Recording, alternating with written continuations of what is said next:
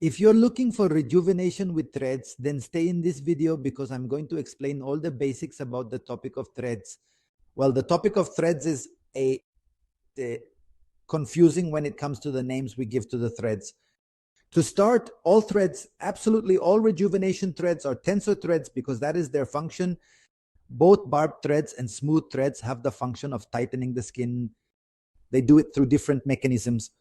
The barbed thread pulls the skin. Sometimes doctors confuse it with a tensor thread, wrongly saying the smooth thread is not tensor. However, it tightens differently, creating interweavings that generate collagen and elastin, thus tightening the skin. These threads also thicken the skin. Both smooth and barbed threads are tensor threads, but barbed threads have more traction. We've learned there are smooth and barbed threads. Smooth threads tighten by leaving many threads in the skin, often 50 or more per session. Applying just 10 threads is a mistake. Additionally, these threads strengthen the skin in a way that makes it thicker.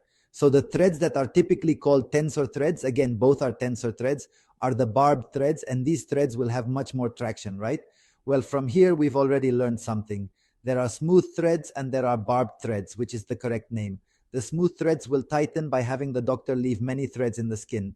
And when I say many, I'm talking about sessions of 50 threads or more.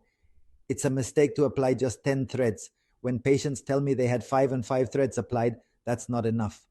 It's a mistake to apply just 10 threads. When patients tell me I had 5 and 5 threads applied, the reality is that you were given a minimal dose. So it's very difficult for you to see beneficial effects. Of course, for the sake of the patients, brands, doctors, or offices, we offer promotions of 5, 10, 15, 20, 30 threads. And obviously, it is easier for the patient to buy them. And obviously, the patient will buy 1, 2, 3 packages either simultaneously or spaced out. So if I'm a patient whose budget doesn't allow me to buy 100 threads all at once, then I might space out these purchases, maybe weekly or bi-weekly. So maybe today I get 20 threads applied, and then maybe next month I get another 20 threads, and then in another month I get another 20 threads, and that's how I gradually add up the effects. But I want to emphasize, if you apply 5, 10, or 15 threads and expect to see results, well, that's not going to happen. Another month I apply another 20 threads, and then I add up the effects. But I want to reiterate, if you apply 5, 10, or 15 threads and expect to see results, that's not going to happen. So smooth threads are generally applied in amounts of 50 on the face, but you can apply 100 or 200 and you'll do much better.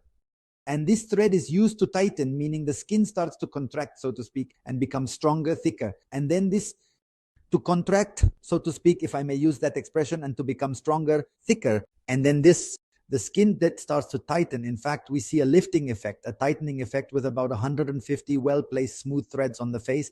And we usually see this about 3 months later.